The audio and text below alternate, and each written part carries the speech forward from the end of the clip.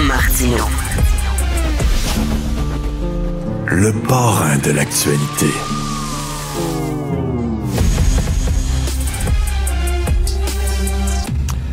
Il y a eu un projet pilote qui a duré 18 mois, qui a été lancé en étroite collaboration avec le directeur des poursuites criminelles et pénales.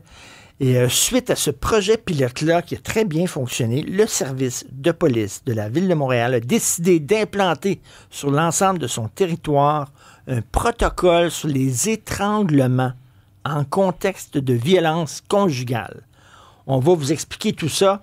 On a à ma droite Mme Anouk Saint-Onge, inspectrice responsable de ce projet majeur au sein du SPVM, et à ma gauche, Maître Maya Ducasse-Atti, procureur spécialisé en violence conjugale et responsable du protocole au sein du DPCP. Donc, Mme Saint-Onge, là, il va y avoir finalement là, un protocole sur les étranglements. Quoi faire quand il y a un étranglement en contexte de violence conjugale? Ça veut dire que la police faisait rien quand un gars tentait d'étrangler sa blonde? C'est-à-dire, s'il cogne dessus, oui, on intervient, mais s'il l'étrangle, on ferme les yeux, c'est ça, quoi? Non. Okay. En fait, on faisait la même chose. On faisait la même chose avant. C'est qu'on intervenait, on procédait à l'arrestation. Là, la différence avec le protocole, c'est juste qu'on a amélioré nos connaissances. Fait qu'on a amélioré les questions qu'on pose, on a amélioré la preuve, on a amélioré le référencement aux services médicaux parce qu'on a appris que c'était beaucoup plus grave qu'on pensait, malgré que dans plusieurs situations, la victime, elle semble rien avoir, tu sais, mais elle peut avoir des blessures internes. Fait que c'est ça qu'on a fait. Mais on continue. Dans le passé, là, on assurait la sécurité des victimes, on les arrêtait. C'est juste que là, on a vraiment modifié l'intervention policière pour vraiment l'améliorer. OK, Maître Ducasse-Atti, est-ce que c'est parce qu'on disait que c'était pas aussi grave, mettons, qu'un coup porté au visage que quelqu'un tente d'étrangler sa compagne? En fait, c'est parce Approchez du... Oui. Donc, en fait, le Code criminel a été modifié en 2019. Donc, évidemment, l'étranglement avant 2019 était une infraction criminelle, était souvent traité comme un voie de fait, dans certains cas plus graves, un voie de fait grave, une tentative de meurtre. Mais depuis 2019, le Code criminel a été modifié et a introduit l'article 267C du Code criminel, qui est le voie de fait par étranglement, suffocation et étouffement. Et on a également son pendant en matière d'agression sexuelle, donc 272C.1, qui est l'agression sexuelle avec étranglement. Donc, le législateur est venu ajouter un article spécifique à l'étranglement, vu la gravité inhérente de ce geste-là. OK, donc on a changé finalement la loi en disant, ben c'est beaucoup plus grave que ce qu'on disait avant, un étranglement. Exactement. C'est bizarre que la loi considérait un étranglement comme étant quelque chose de moins grave que des coups et blessures, mettons. Ben, en fait, si c'était associé à un voie de fait qui est un voie de fait qui est, admettons, un voie de fait qui est des coups, il n'était pas moins grave, mais là, ce qu'on a démontré, c'est que c'était quand même assez grave.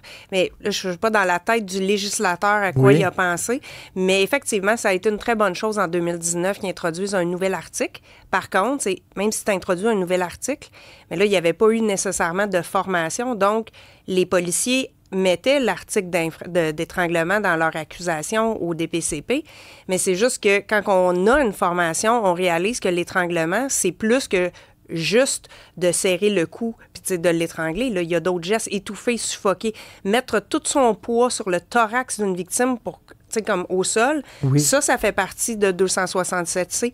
Peut-être qu'on ne le voyait pas comme ça, comme policier. On peut mettre la tête de la victime sous l'eau puis mettre de l'eau. Là, on a déjà vu des agresseurs faire ce geste-là. Bien, ça aussi, c'est associé à 267C. Donc, ce que ça a permis aux policiers, c'est d'identifier des situations qui, peut-être dans le passé, ne pensaient pas que c'était associé à 267C qui maintenant l'est.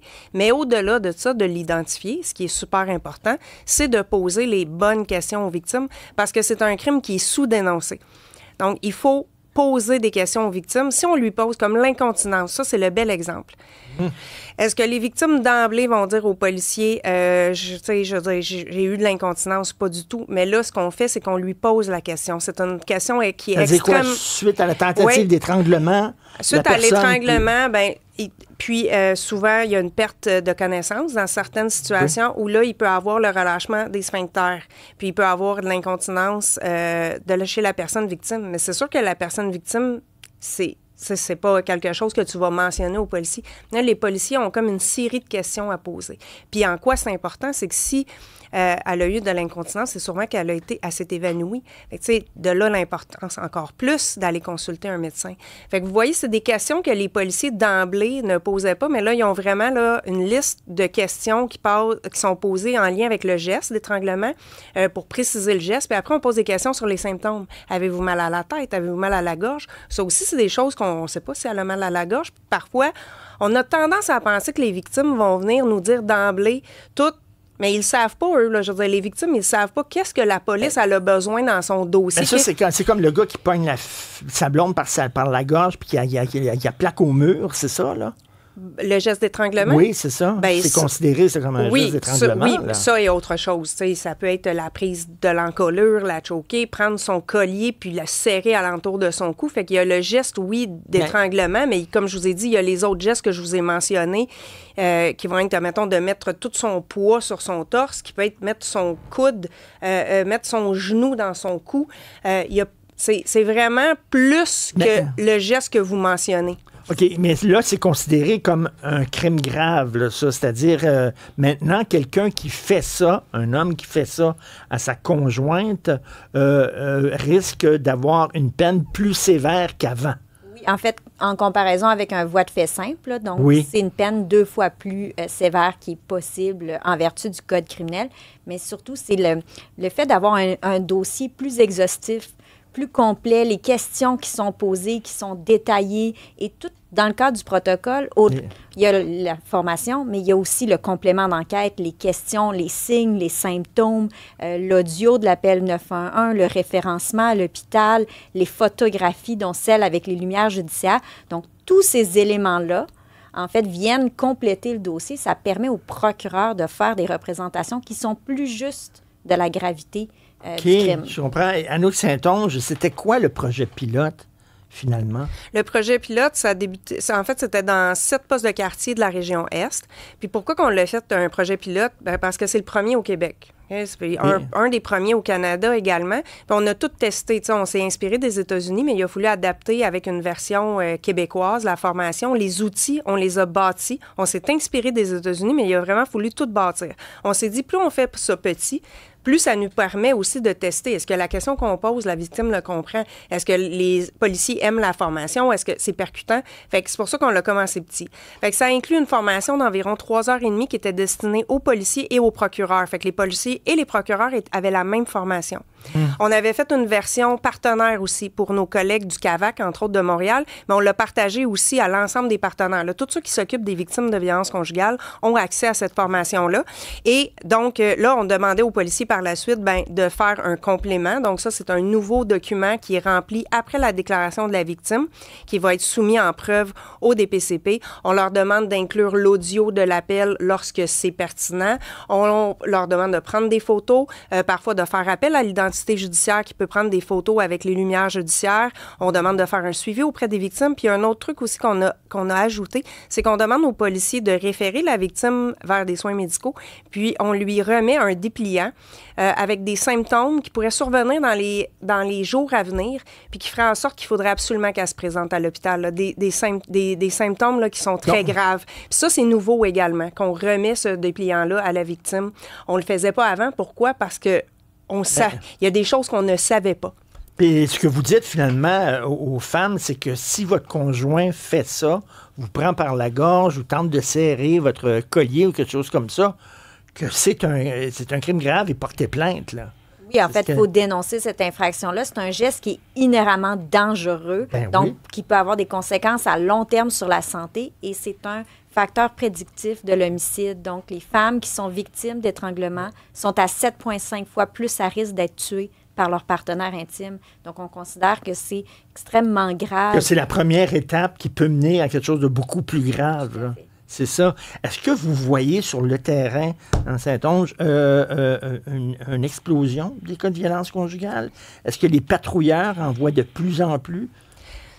Ouais, s'ils voient des cas de violence conjugale de plus en plus. On a remarqué dans les dernières années qu'on avait eu une légère augmentation, mais là, je vous parle de toute infraction confondue. Puis là, je vous parle aussi de la violence conjugale. Il y a de la violence conjugale qui est criminelle, mais il y a aussi de la violence conjugale qui n'est pas criminelle. Vous avez entendu parler du contrôle coercitif.